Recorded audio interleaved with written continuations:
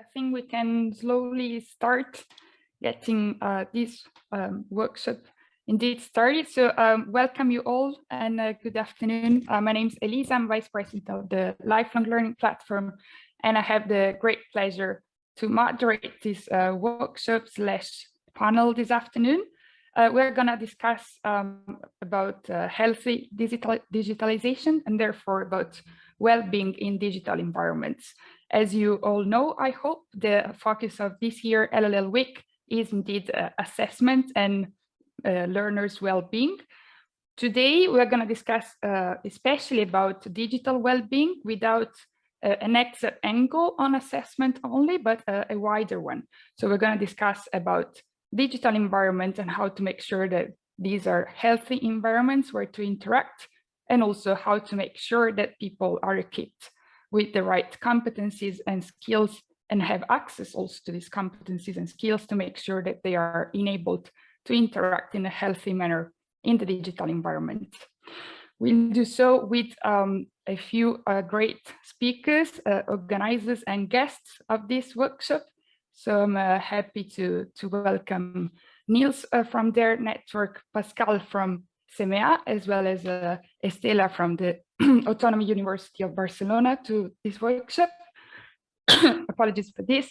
We're gonna hear from them in a minute, but before that, really want to hear from you to get more into the mood of a conversation, really, and see where we are also in terms of understanding of digital environments and digital well-being. So our standpoint is that, of course, the digitalization can't be stopped, and also that digitalization affects individual well-being, social cohesion, social inclusion, as well as accessible content. We're going to touch upon these different aspects. But we also start from the consideration that education policies and non-formal informal learning play a key role for ensuring that the digital transition does not create further inequalities, adding the digital divide to pre-existing inequalities, but rather can be an enabler for advancing social justice and addressing social discrepancies. Education policies can indeed help to tackle many of these issues, and learning outcomes and education systems impact will be increasingly affected by it. So the speakers are gonna touch upon these different aspects of the digitalization and digital well-being, where they're gonna present their work in different ways, meaning that part of it is implemented through projects, part of it is implemented in other ways, and I'm really looking forward to hear from them about all the great work they've been doing. But first, as I was saying, we would like to hear from you as well. So I don't know how familiar you are with Mentimeter. I think you probably are. And we would like to start by asking you to describe in one word your feelings towards digital transition. Andrea just dropped the link. Thanks, Andrea, to join the Mentimeter. So you can click on the link, and we're gonna see what's a starting point here.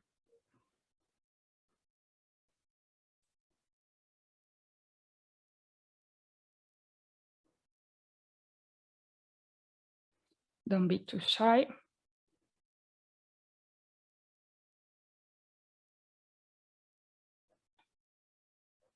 Nice.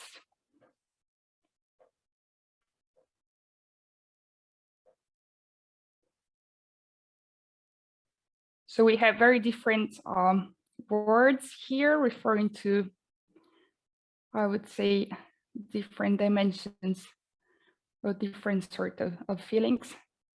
I didn't know capitalism was a feeling, but I get it.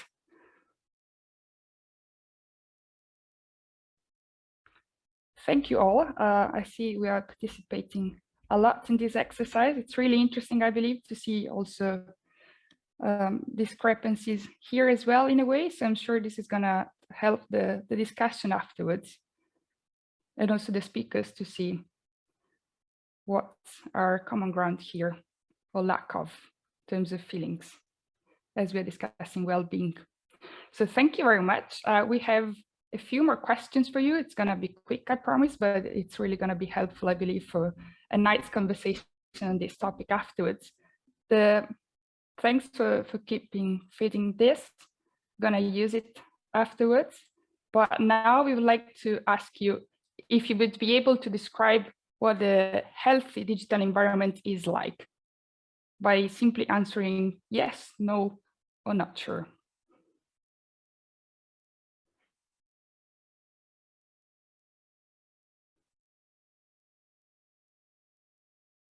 Nice. We see that indeed participants are joining probably to see what this exactly means. But there's a few who do know how to describe it. If anyone who answered yes would like to take the floor and say it in one sentence, I would be curious to hear. No, all right.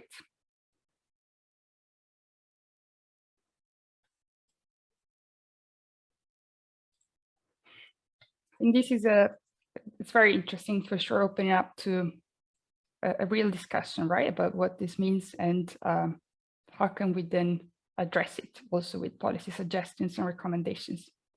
And what does the evidence suggest in terms of what the larger population also believe is a healthy digital environment. Thank you for participating once again. We have one more question that is a bit more personal if you want. So if you use smartwatches or apps that include biometrics, this is something we're going to discuss afterwards as well.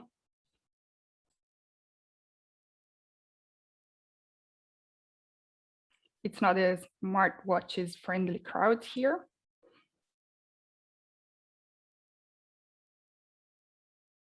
But all know if they're using it, apparently, which is already good.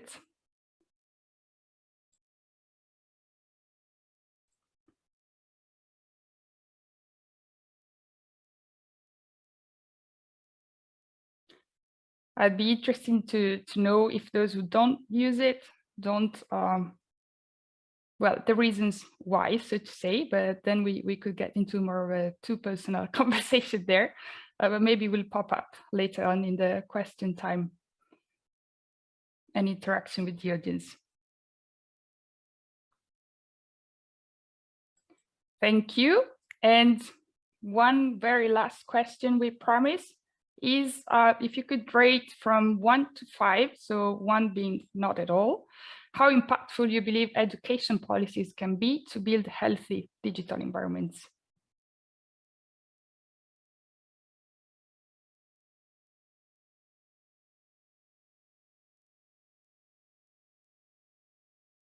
Quite consensual this time.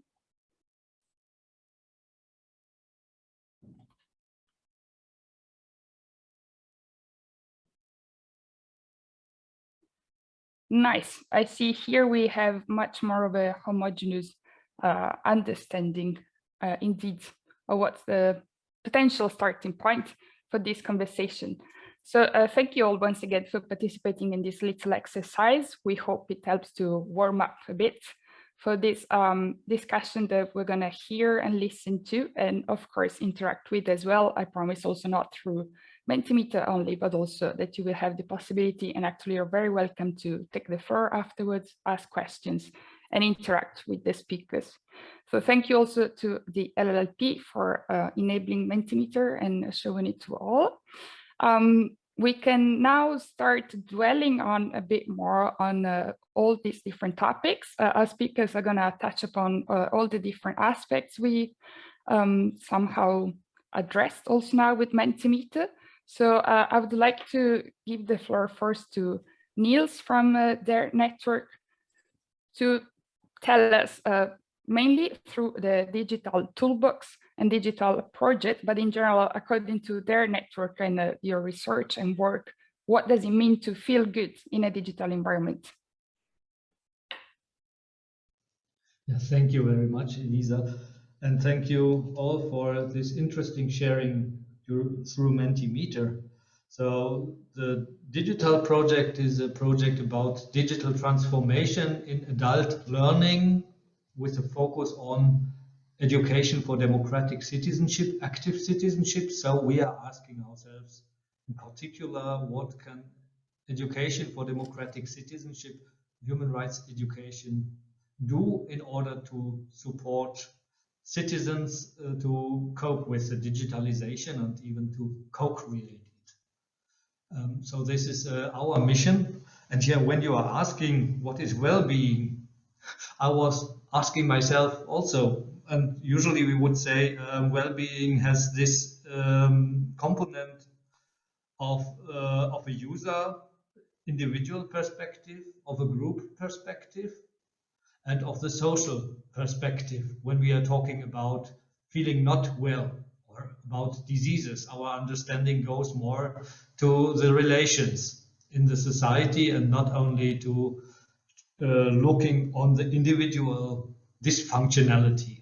So I think this is the one thing we should take into account. And so let's say what I would like to share is also the insights which we have found out about European how well they feel with the digitalization. If you allow, I share these 4 small insights with you. One moment. Now you should see my screen. Yeah. So here you see on the first slide, there was an interview in Germany from the digital industry about the biggest concerns and biggest advantages about digital assistance. And yeah, it's insofar interesting as it seems that at least the respondents, that they have a kind of balanced opinion on digital assistance. They know about the risk of being intercepted through the company, interception in their privacy. They don't feel comfortable to talk or to be embedded in machinated systems. More practical is wrong interpretation of languages and the data abuse by other parties. They probably heard about data economy. And on the other hand, we see that they see several advantages: quick access to information, searching, or using their library of music and of videos, or dictates. So if you are using from time to time digital assistants or your smartphone, you have to admit also as a critical user that you are using such things like dictates or navigating maybe. And another thing, what was asked by the European Union Agency for Fundamental Rights is if you are checking terms and conditions of the things. And here we see also people sometimes even check it. That was for me surprising. And I do it also sometimes, and I would perceive myself as a critical user. When you see how people feel with it, they feel not very comfortable with giving consents. Probably this has to do with a lack of information. Information is also a kind of aspect which is making you feeling well or not feeling well. Looking on the acceptance of algorithms, that is from Bertelsmann Foundation. You see here different applications of algorithms and how people feel when they are faced to automated decision making. And for sure, there are some things where people feel not well, especially diagnosis of diseases, or when it's affecting you in your very personal foundation. So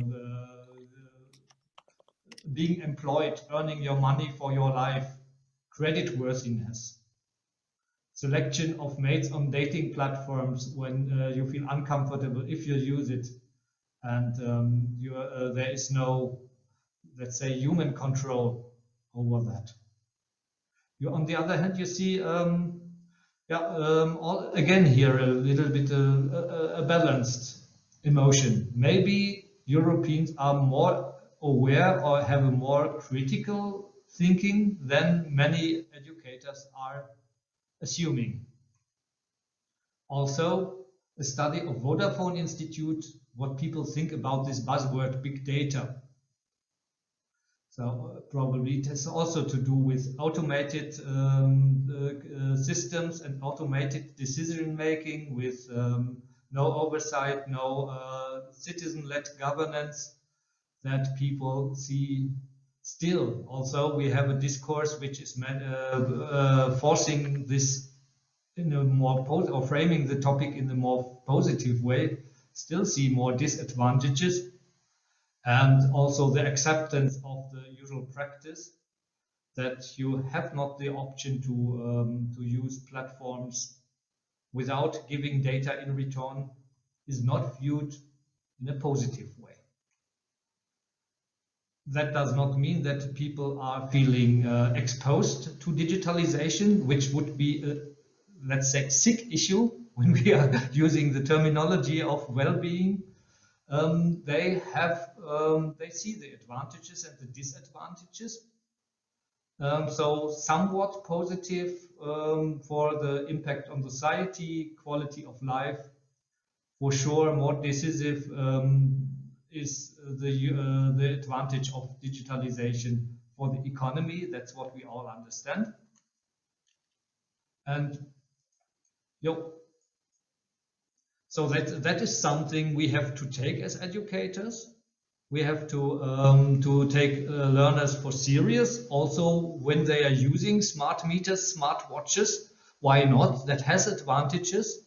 Maybe we should talk more exactly about what makes them feeling not well by using platforms, by being exposed to them. And I think so. It has to do with when we are coming back to this triangle: user, group, the social, so that they are addressed only as the users, not as the people that are competent to co-create or co-decide about what is going used and what is shared and what they are using for their own as confidential personal data. It has also to do that with a lack of information about the current processes. Look at the Digital Service Act, Digital Market Act discussions on the European level. Maybe if people would feel more competent and more and confident when they would simply know a little bit more about it and how it impacts them. But the discussions are more on a data economy level. In Europe or in our countries, if there are any discussions about this very important European regulations. And what I would say also is as a user and a co-creator of the digital, you are sometimes in a privileged position and sometimes in a vulnerable position. And it's clear that vulnerable people have more criticism and feeling less well and feel more exposed to the digital sphere. So education could take this perspective of the vulnerable groups, including questions of accessibility, of their rights, of barriers, and tackle this. Yes. And that's a perfect bridge, Niels. Thank you. And thank you very much for this presentation. I think it helped a lot setting the scene also for the discussion that we're having now. But why did I say it was a perfect bridge? Because Estela Onchis, she's here also representing KENA, which is an association she will tell us more about, but which basically works mainly on issues related to accessibility of the digital environment. Please, Estela, correct me if I'm wrong, or please be more precise about the work you do. But I would like to give you the floor to define what's from the perspective of your work, what does it mean to feel good in a digital environment? Okay, thank you very much, Elisa and Niels, for the presentation. I fully agree that this is a very nice bridge between one presentation and the other. as you mentioned, well, actually, I'm not part of COENA, but I'm from the Universitat Autònoma de Barcelona. And we work with COENA in two different projects, Erasmus Plus projects, related. One is related to accessibility, to digital accessibility, because there is a legislative frame which is being now transposed to the different European countries, so they have to adapt it. And the other project is related to accessibility and inclusion in online educational context. And this project was mainly founded because during the COVID pandemic, most teaching environments moved from face-to-face into online environments. And one of the main problems was the different technologies were not accessible, drop out of learners because lack of engagement. And this is at the end all related to digital well-being. No? On one side, the Impact project tackles the issue of accessibility in digital content, which in relation to what Niels just said, for instance, people with disabilities that cannot have a reduced mobility, they need to use voice recognition systems. So here is a need. Otherwise, these people cannot access content and cannot interact with the web.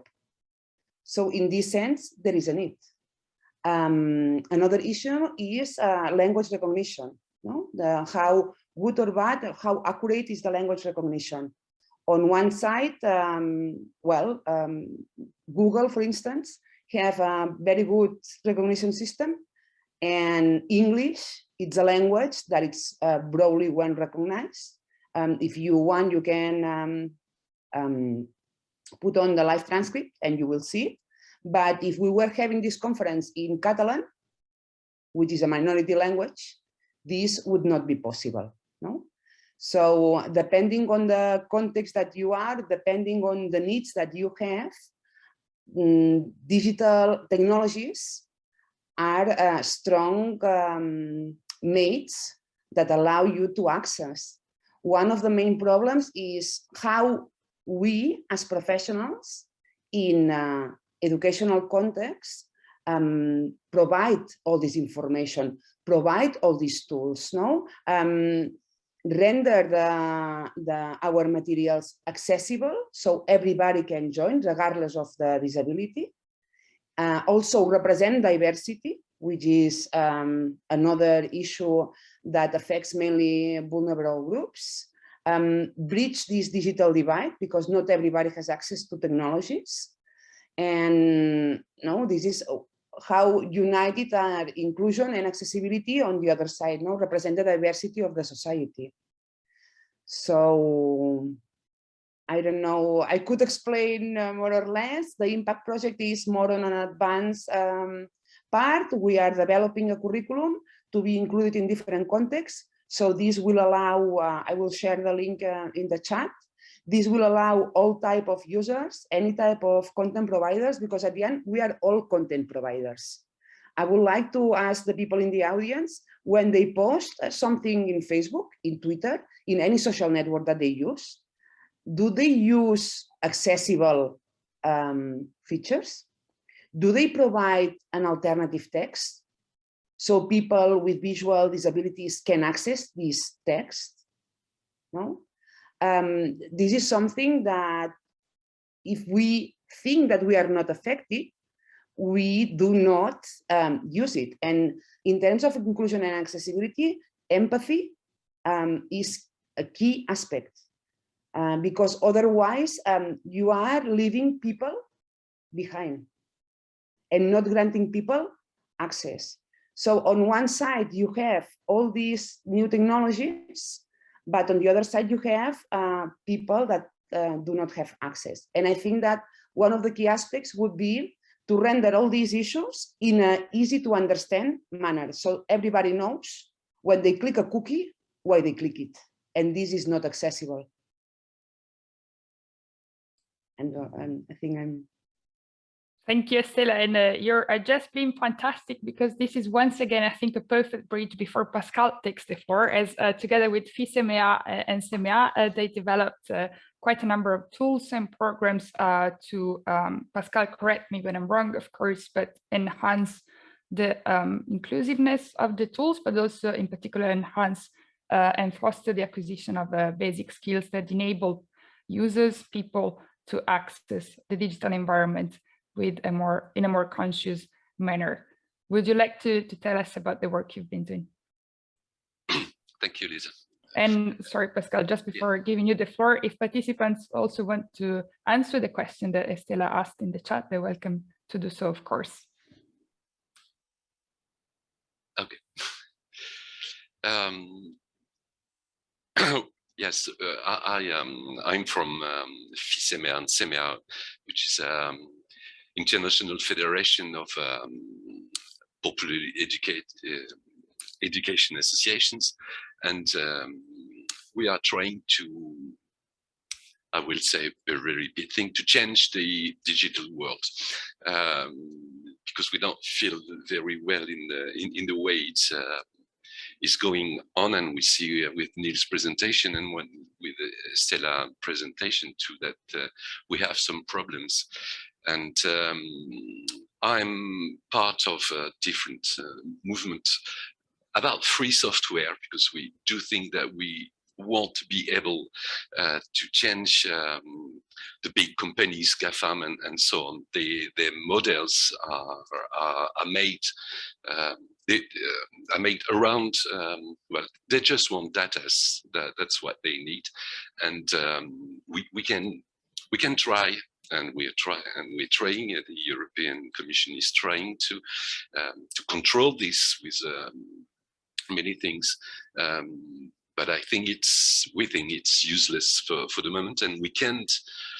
There's another digital world that can be able, where you safe, where you can be being confident to explain this. Estelle talked just before about the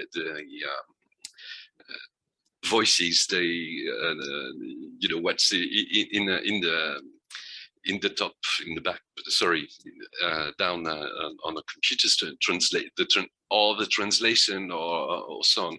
This is this is a very good example, because this there are not many tools. We have the technology, we know how to do it, but we don't have the database of voices. And for example, Mozilla has made a project which is called Common Voice, and you can have a look at that site, and not only a look, you can give your voices in any languages that will answer Estella problems with Catalan, for example, and this will be a free, a common database that anyone can use with different software.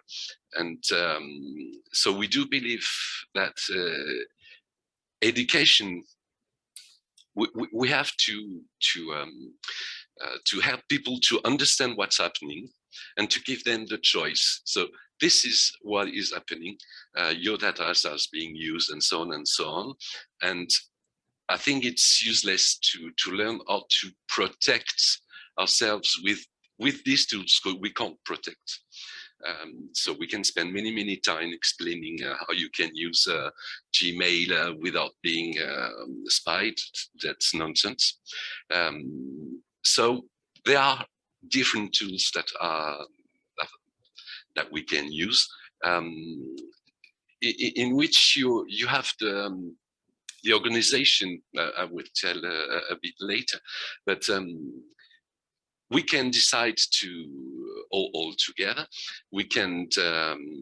It's a decentralized world. No one is deciding if you want to be in a social network talking about some things and not other things. You can choose wherever you'll be going.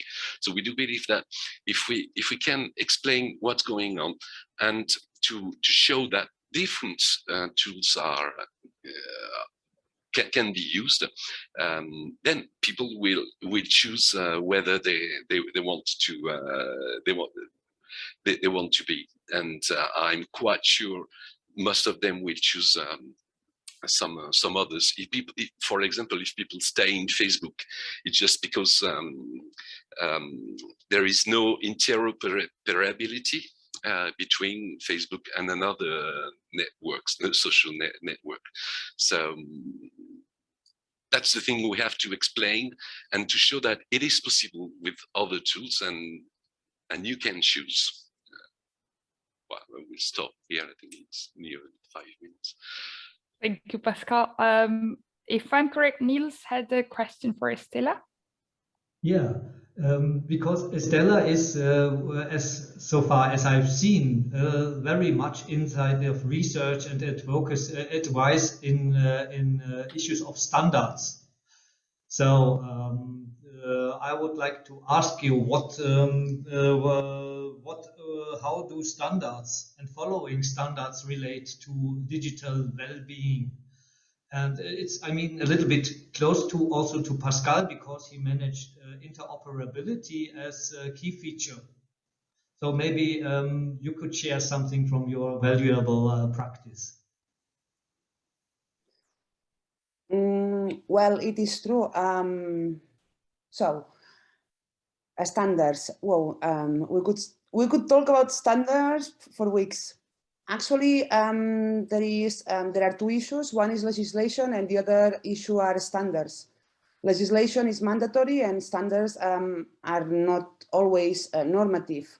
So people or organizations can decide if they want to integrate standards or not.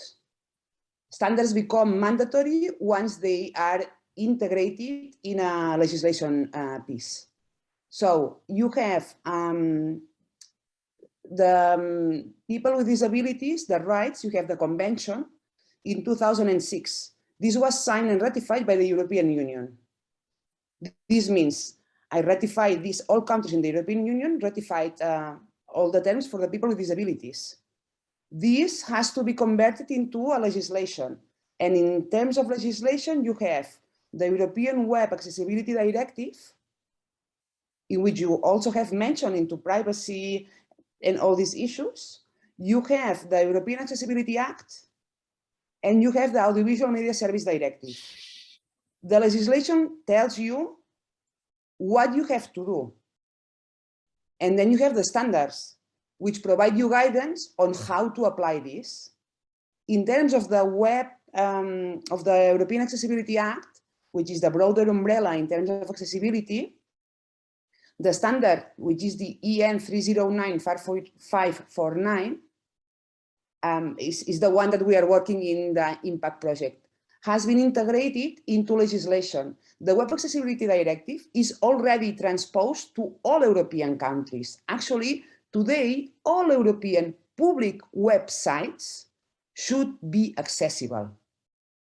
And according to the European Disability Forum, this is not the case. So people is left behind. So you have, on one side, the problems that Pascal was mentioning in terms of privacy, but we will not be able to stop these people. But on the other side, we as audience should be aware why we are using this. Which are the people behind? And I think that Pascal can give more valuable data on this, in this sense, in the work that they were doing. Would that mean that we as educational providers also should pay more attention to standard, to software tools according to standards? Not according necessarily to standards, but according to current legislation. On the European, I mean, on the human rights, there is a human right on access to education. This is a human right. So I mean...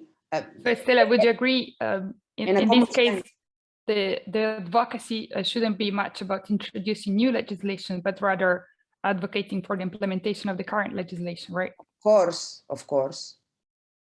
Otherwise, I don't know that this is my, and I think that Pascal can provide much more.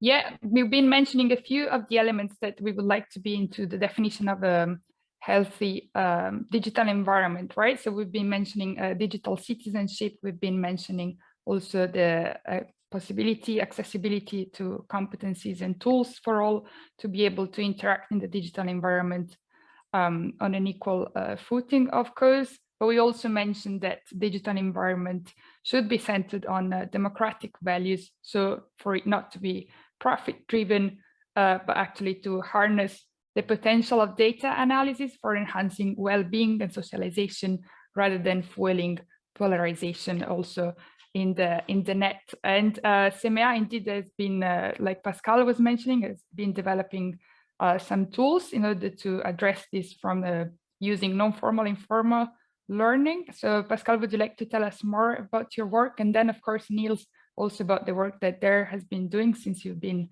presenting what's the situation in terms of sentiment among Europeans, but I would like you to dwell more on the work you've been doing in your organization as well. So Pascal, please, floor is yours. Well, I don't know where to start. The idea was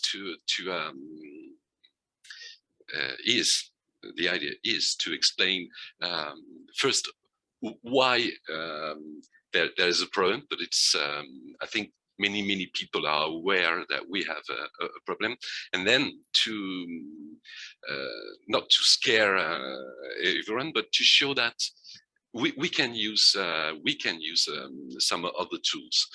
So first, for example, we are working with another association. I will put the link on, which is called Exodus Privacy, and they look very deep inside Android's app to see how many problems we have when we download an apps in a phone. They just tell us what are the problems, and then you choose if you will or not install this app. I was surprised that in the question at the beginning, no one. Everyone say yes, no about the do you use app with biometric things? I think I will have answered. I'm not sure, because you can't be sure. Even if you read all the things, if it's not a free software, you don't know how this software is working. So you have to trust the people who give you the app, and well, trust them. And you wouldn't advise to do so, I guess, right? Yes. So that's a kind of work we can do. And then if you decide not to install this app because it's too dangerous, then there's a way of using other apps. We won't take things, we won't take data from what you are using. That's a part of the job we're doing, and with another association, Framasoft. Emma will show the link. We are trying to participate in many actions aiming to facilitate emancipation. For example, if you don't want to use Facebook, you can use Mobilison. If you don't want to use YouTube, you can use PeerTube, and so on and so on. So these are alternative things, and one of the biggest one, which is called in French chaton. It means kittens in English, but chaton means in fact, I'll translate it in English, so it has nothing to do with chaton, but it's a collective of transparent open, neutral, supportive alternative hosters. And the idea is to, because we are using tools that can connect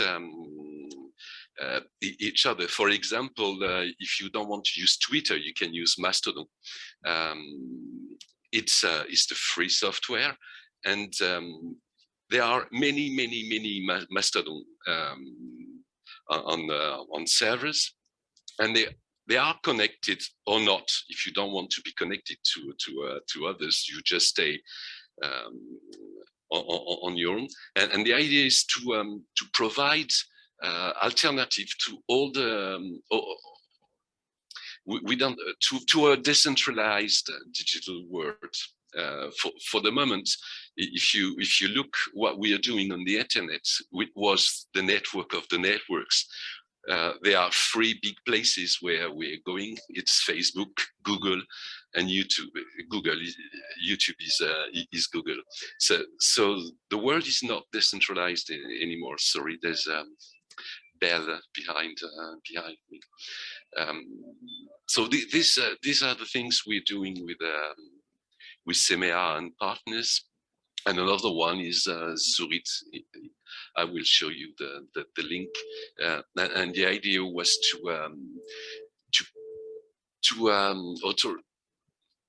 for associations that can find all the tools they need, like a cloud, like mails, like Etherpad and video conferencing, in a place which is free, ethical, efficient, and sustainable, and to get rid of the Google things and so on. What was that the question, Elisa? I tried to tell a little of what we're doing, but that's the way. Explain and then give a solution if you want to get rid of what we are using for the moment. Yes, thanks, Pascal. I think you perfectly addressed the question.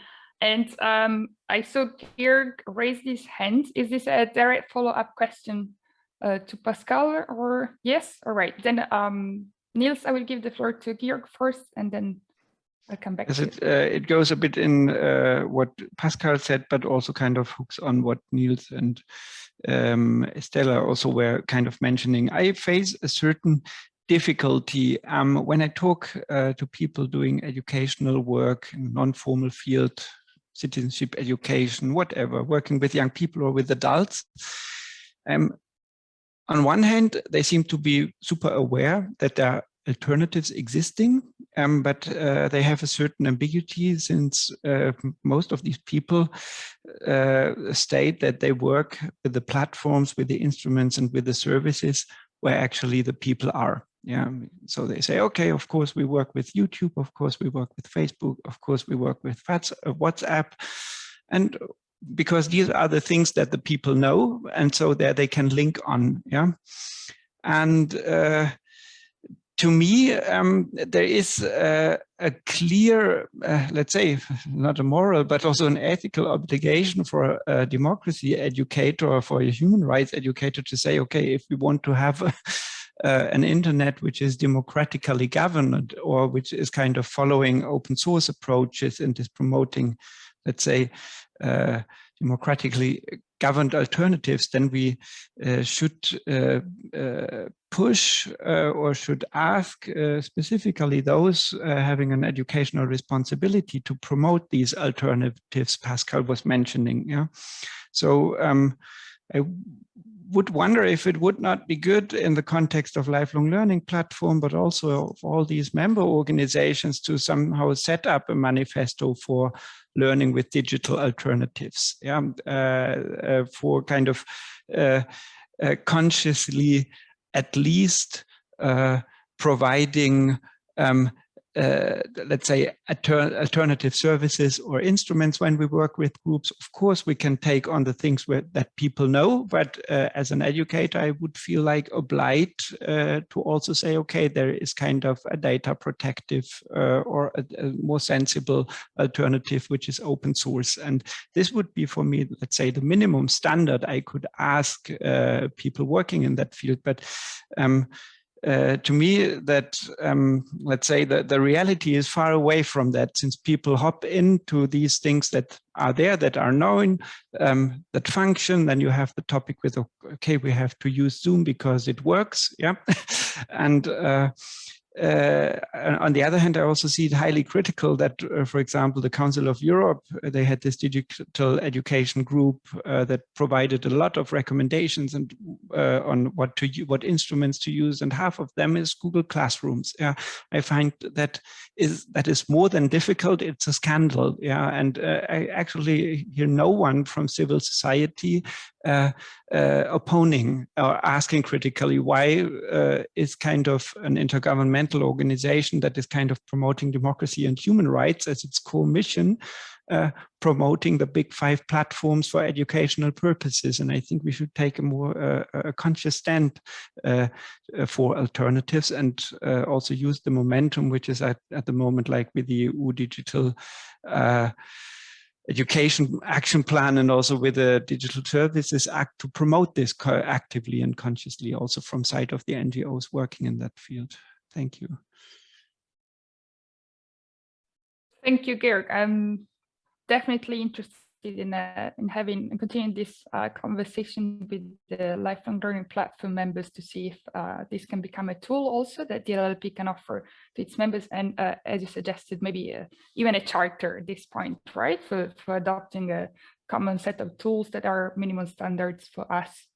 So thanks for the suggestion. I see more questions are coming up, but let me go back to Niels first, because I promised I would give him the floor for explaining the work that Dara and especially in the project Digital they're doing to address all these issues.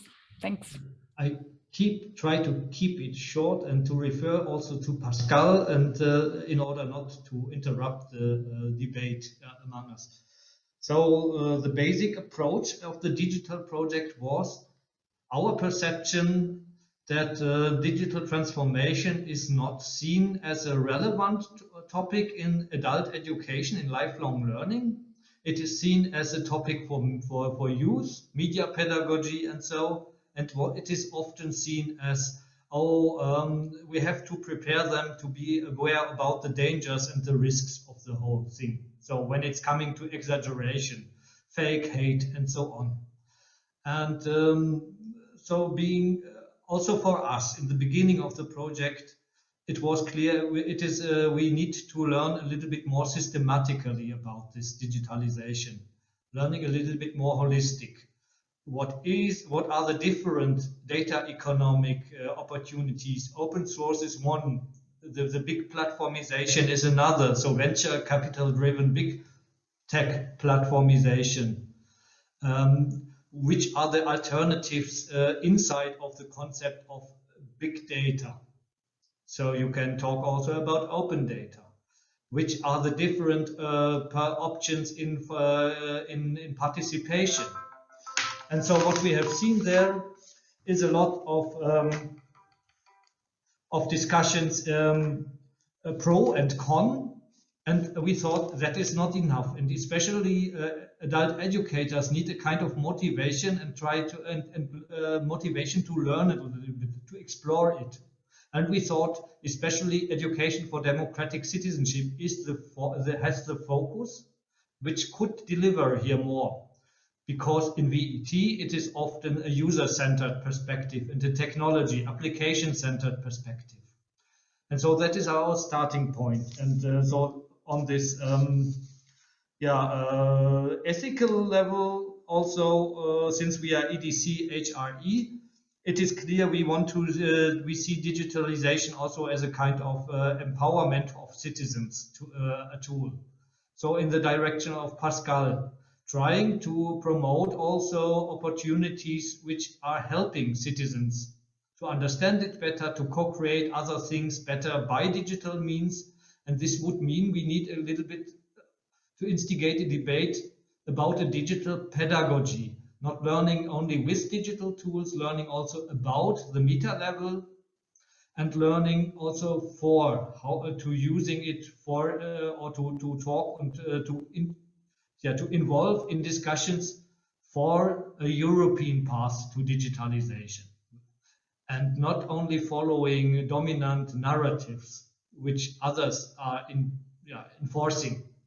And in fact, also to show the variety of the internet and instigate systemic thinking. Because the open sources, I like to use this picture of an aquarium.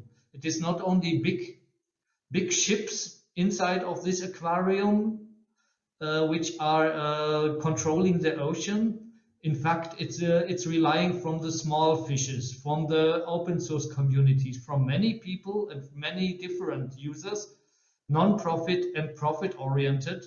So if you understand the diversity of this internet, you feel much more empowered to find your path. If you understand your rights as a proactive thing, then you don't feel indulged or offended by talking about rights. If you just stick to a user perspective, then then you're becoming a passive, more and more passive, or more and more feeling ambiguity or concern with the internet. So it is about motivating adult educators to understand it a little bit more systematically, promoting a little bit more holistic pedagogy of the digital about, for, and through digitalization, and also trying to promote the good practices where these alternatives work, and not only to assume that they are not working. Yeah. Thanks.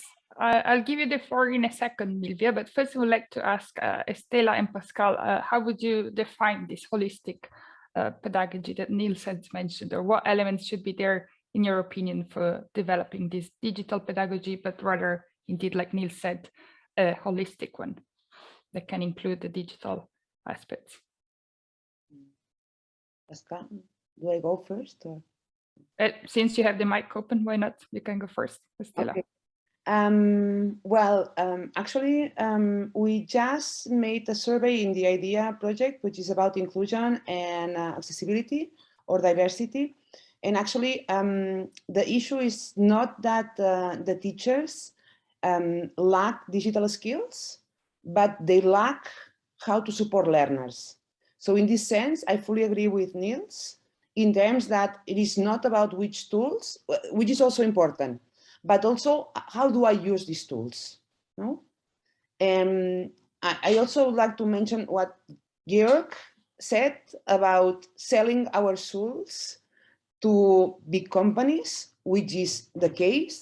This is not only in informal training, universities. My university is using Microsoft Teams and Moodle, because these are the ones that are available.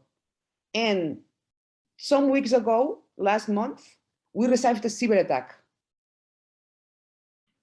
and all the systems were shut down, and we haven't yet recovered fully. So we are exposing ourselves to the big companies, and this is not something that happens to our university. This is something that happens to the health service in the UK, to the European Disability Forum in NGOs. So that's true. One thing is there is, as Niels mentioned, an ecosystem of open source tools that we should be aware of. And on the other side, we need also to know how to engage students in our, how we use these technologies to make technologies appealing. Because for the cyber attack, I promise you, we were so used to use these tools that we panic. That was a panic. And now what? You have to use alternatives, but it's difficult. this, I think this is something that we really need to think in terms of education. New and free and ethical projects, new softwares, open source. And I give the floor to Pascal, who can talk much about this. Really don't need a moderator indeed. Pascal, please. I don't know where to start. I totally agree with what Niels and Estella said. I think talking about holistic pedagogy it's easier to show that things are working, and instead of explaining all dangerous it is and how you can try to protect yourself, if we show that a software or is working, it's always better. But we have to convince everyone that we have the power to change things.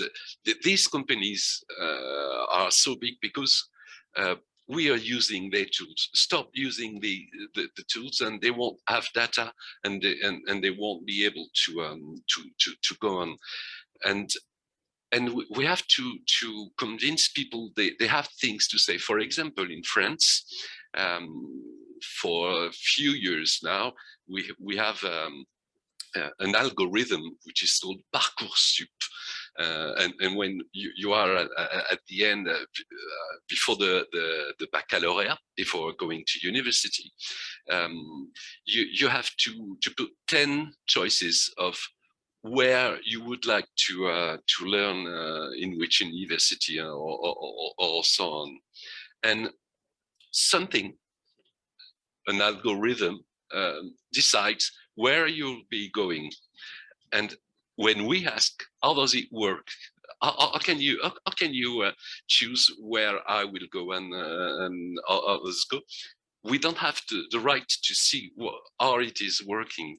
So here we're not talking about softwares and so on. It's just, I'm a citizen and I have the right to ask my country, how does this work? And if I I don't understand why all the parents just say stop to this. I don't know who decide or how it is decide. Maybe it's good, maybe it's not, but we have to be able to understand how these things are going. And the IA is not something, it's not magic. It's just computers that are working, and people have put the things in it. So just talking about this to explain, to convince, and to prove to everyone that we have the choice, and we must ask to have the choice to understand all these things are working. And it's the same for education. Someone were speaking about the Google class forms, and there is IA on it, and in France, and I guess in most of countries, we are very fond of the pedagogic freedom. I was a teacher, and I decided the way I was teaching. If it's just a computer who decides the way someone has to learn, and which is the better way, that will be a problem. But using open data, as I say, needs to understand and to adapt things, that would be a great project. If it's open data and if it's open algorithm, we can use computer to live an easier life. For example, and I will stop here, is I don't know if you heard in other countries, but someone, a scientist in France, have organized a network, a website which is called Stop COVID, is using all the open data around, and they make this for free. And we have the evolutions of the pandemic, and many people, even French government, take decisions seeing what this man is doing. So well, we have to explain that has a big evil. It can be great if it's used in an open way, and if we can choose.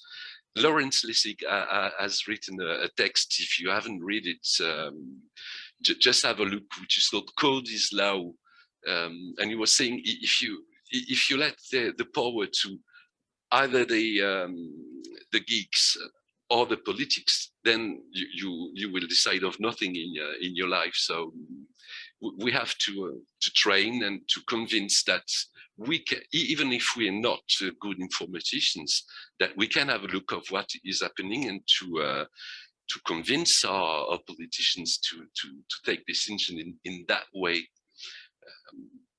Well, I stop here, otherwise I will be too long.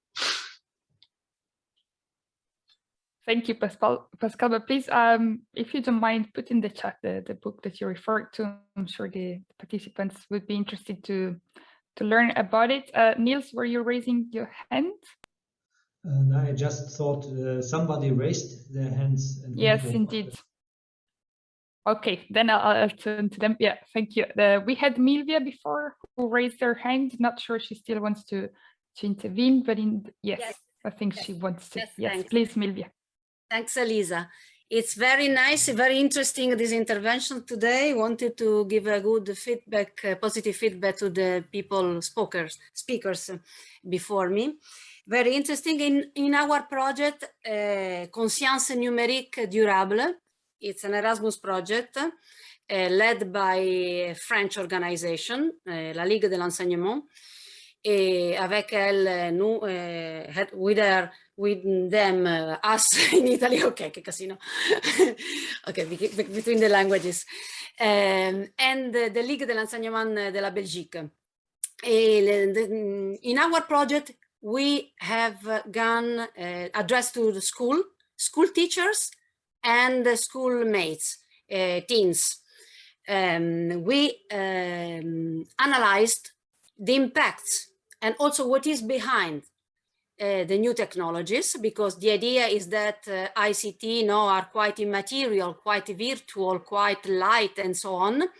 And in the contrary, we discovered that the ecological footprint of the new technologies is remarkable in terms of resources of the planet consumed in order to create a smartphone. In a smartphone, there are more than 60 metals, many plastic materials, and so on. So our kind of educational intervention is has been to make teenagers and who are the great consumers of the new technologies, but also their teachers, to understand how to help them, support them, how to make a responsible usage of the new technology, which is also to be more aware of what is healthy in the usage of the new technology. Well, it's quite complicated. I try to be more clearer.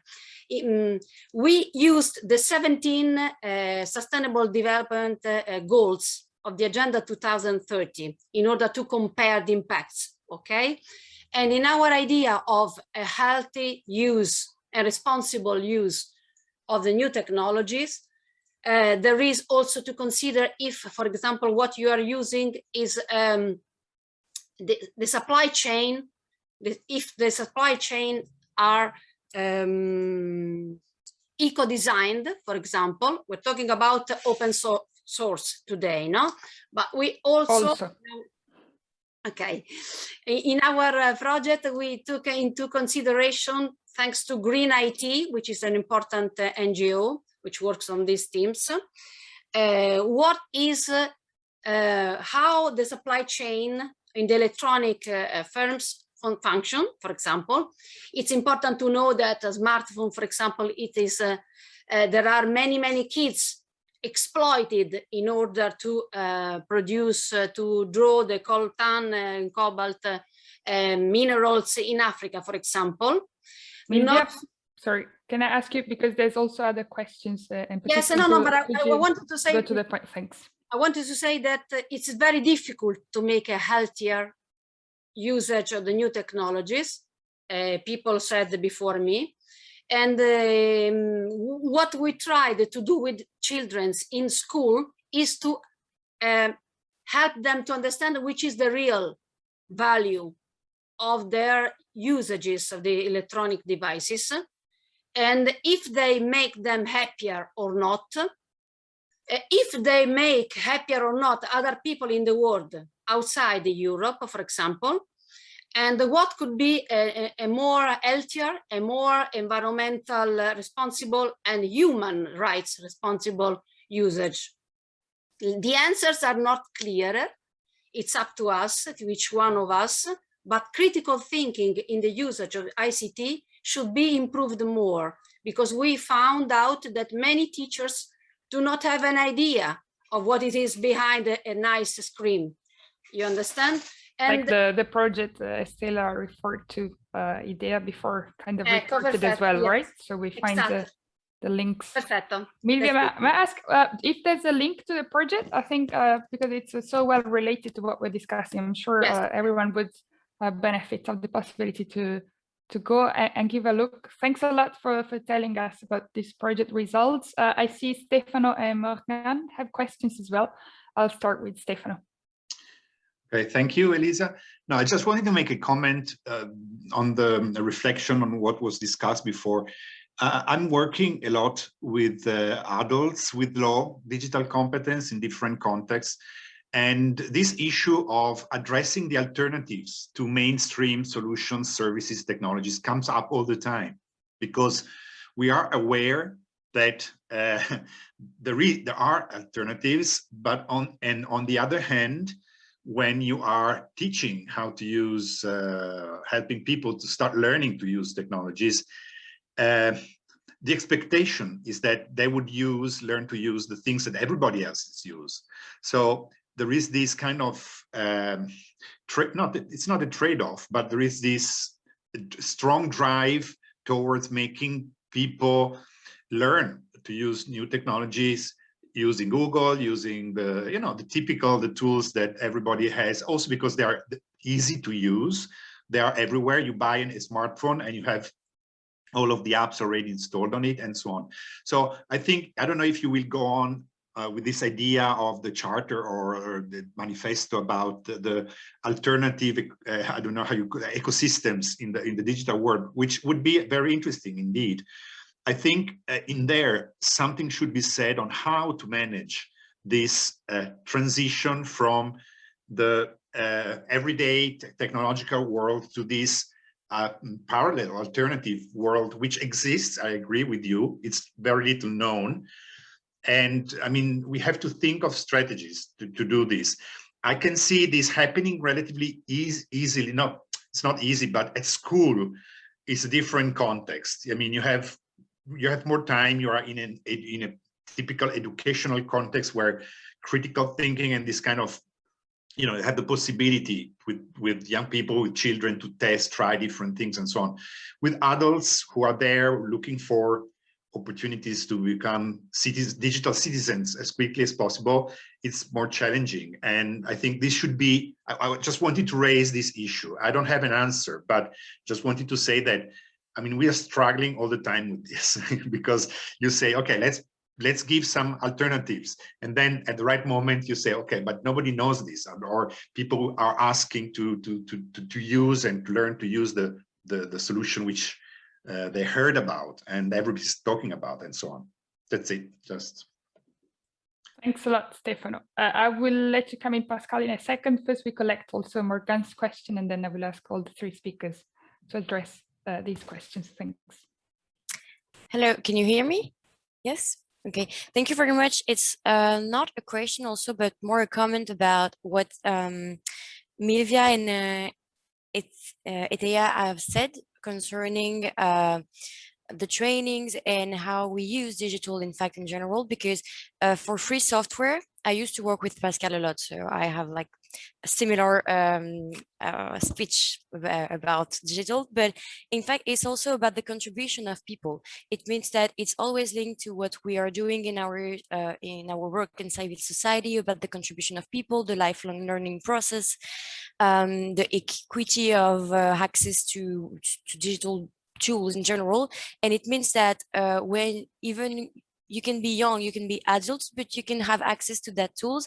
And it's something about the contribution, about commons. So it's also about thinking differently about the system that we are living here and to decentralize internet. So it's also something about directly linked to the citizenship of people, to be able to fix your things. And I'm going to talk about myself, but I am not, I don't have any skills in digital aspects when I need to fix or whatever. But because I'm interested in that kind of things, then I'm able to understand better, or to say, okay, maybe I can try to fix my computer by myself for some reasons, but it can help to have this process, in fact. So this is what I wanted to add for what you said about the trainings of people, and also about the healthy digital aspect. It's been to say to people, do we really need the technology right now in that situation? Because or the digital aspect, because in fact there is a lot of situation where, is it important to have the digital right now in that situation? Maybe not. And it's always linked to the environmental issues also. So that's all the thing that I wanted to add. But thank you very much for this. And thank you for all the speakers also. Thank you, Morgan. And well, let's start from Niels, then I will ask Estela and Pascal to also comment on the different inputs that we got over the past interventions. I will also add, well, I would like also you to address, if possible, the issue of digital citizenship as such, and how can civil society organizations help steering the policymaking? How can policymaking better address this problem that was touched upon by many of the interventions before, and I think has been underpinning in a way all this conversation without being addressed very directly so far. Niels, please. Yeah, so I thank especially Milvia for bringing this topic of the global interdependencies inside of it. It is eminent in the whole because we are talking about different models, let's say digital visions. Let's say there's an authoritarian, there is a North American, and there's maybe a European, which is now emerging as being something different, more heterogeneous, more based on common standards and not on scale on the trying to scale proprietary platforms by huge amounts of venture capital. And for sure, this here we see already a global dimension, which is then showing in who is owning the internet, and especially when we look in other regions in Europe or on other continents, how net politics is shaped by whom. But especially for the topic of learning about sustainability, resources, accessibility, and affordability in other regions. It should give us also to consider if not, what does European path to digitalization mean for us here, and how we have to change to be more inclusive also in this dimension and more sustainable. Yeah, and yeah, what I've seen when we talk about well-being again, I think already something is done by information, by gaining oversight. And we are, as educators, we are not alone. I see here in the audience, for instance, Rosanna Oehme from Interactive Media Foundation. What they did is your data mirror. I'm posting it here. So Rosanna's organization is not their bread and butter job is not classical non-formal education, but they are developing things that are very helpful for education. Concretely, this your data mirror, you learn how the algorithm of Facebook is working and what it is learning about you, which kind of psychological model it uses. And this is already helping us to understand better why we get something shown and why how we are perceived by the machines, and then it's able to get agency. And there are also others. There are media, there are data activists, and I think in this field of awareness raising and information, we could collaborate more. We could learn, could use their knowledge and see ourselves as the experts for putting it into pedagogical concepts. It requires both sides, obviously, that data activists and digital activists and digital nerds understand the value, why they should try get more outreach into pedagogy, and us, why we need more, let's say, this holistic digital competence. So I would say, and the others, we did not talk too much about this, the body and the fitness and the health. Also, it is very present in the European digital, everyday environment. And so we can see it also from these two sides as something which is allowing us to explore our bodies and our abilities and to extend them, like in 20 or 30 years ago, only Olympic athletes were able to do. On the other hand, the concerns are right, addiction and exploitation, data exploitation, and obviously people that have to use it because they are sick and ill and they are relying on such things have another opinion than somebody who is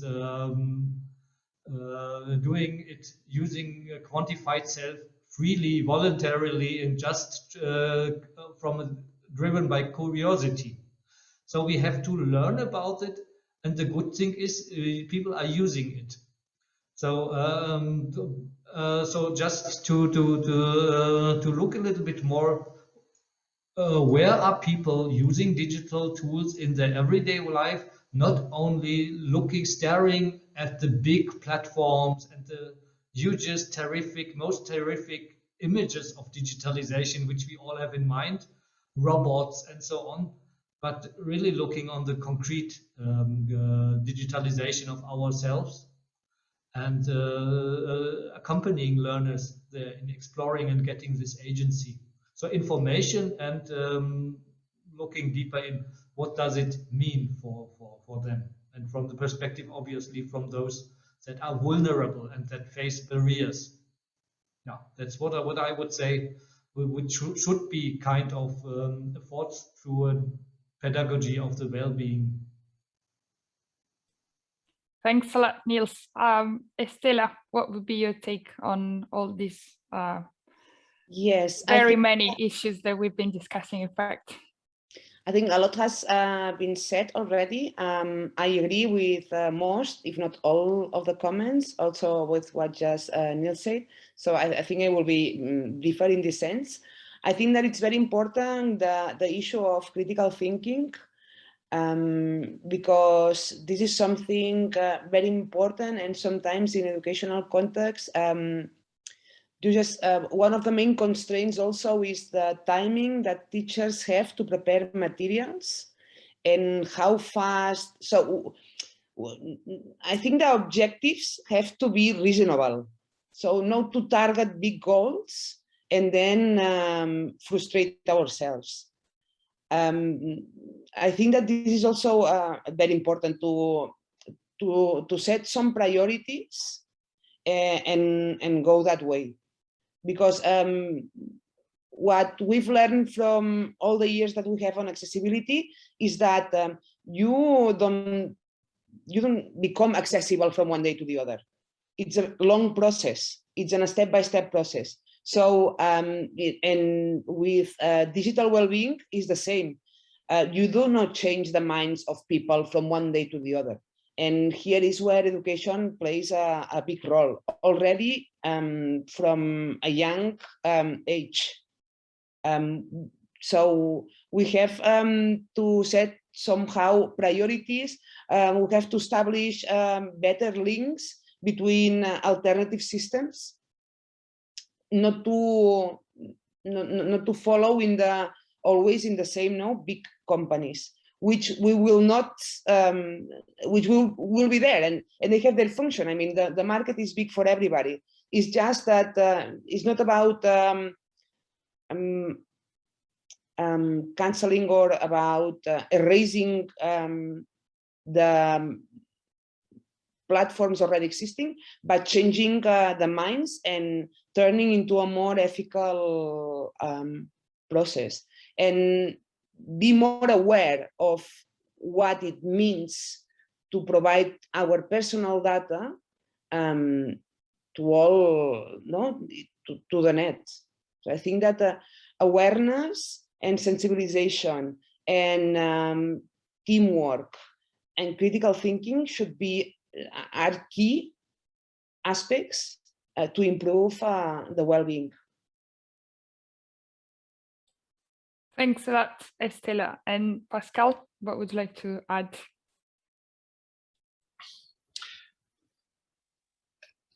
I was thinking 20 years ago, it was when we were sorry, I'm old. We were explaining all the things. We were looking like if we were totally paranoiac. 10 years ago, many people were saying, well, I'm using Gmail or Google. I know it's not good, but well, it's like this. But they were thinking something's wrong in this. I think now, mostly I can encounter people that want to saying, I want to change. I know this is not safe, and I don't feel well with this. Can you hear me? Because everything is frozen in my computer. Yeah, okay, so I go on. Yeah. And so I think that can be the time, and I don't remember the name who speaks before Morgan, but I was very often encounter people learning how to use a computer, and they don't have, for example, email addresses, and they usually the answer is we will make you a Gmail address because it's easy. It says to be easy, and it's free. We can give them the choice. Explain. Here is Gmail. It is Google, and if you don't care that your email will be spied and so on, and if you can use this.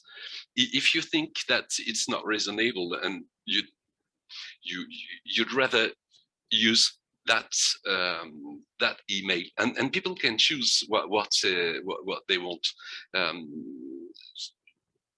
I've last year we saw many people migrating from WhatsApp to Signal, and it was not so difficult for many of them, and it's doing the same. So each time we can, when we are with people we want to help, explain and give them the choice, and they will have the choice they want.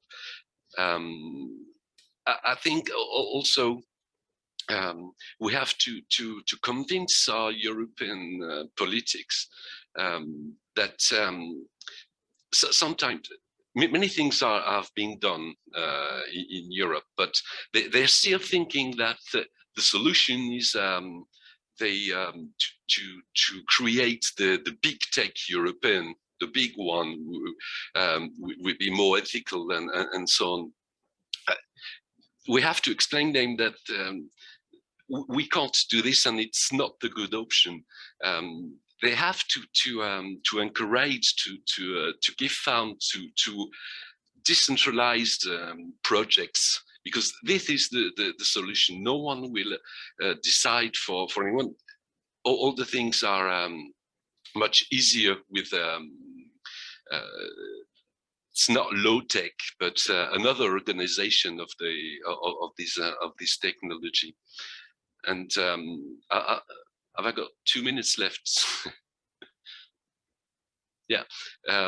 For example, things. If you can make it one, but yeah, I'll try. 2 can be fine. But stop me. Just to explain, I talk about Mastodon just before. It's a Twitter's like in a decentralized world and so on. And we have a lot of problem with, for example, Twitter or so on with the assaults and on these media.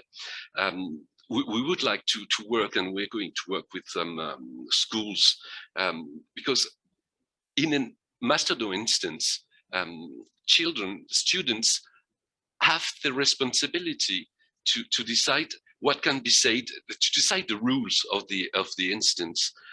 You were talking about how can we be, or can we, how can I say, the way of being citizen of a place. In Mastodon, in a decentralized software, it is the group, the instance where you are, who decides what are the rules of this instance. And students can decide what can be done and what can't be done on this. And I can assure you that I've seen this in a school. There is no problem of harassment or so on, because the students are regulating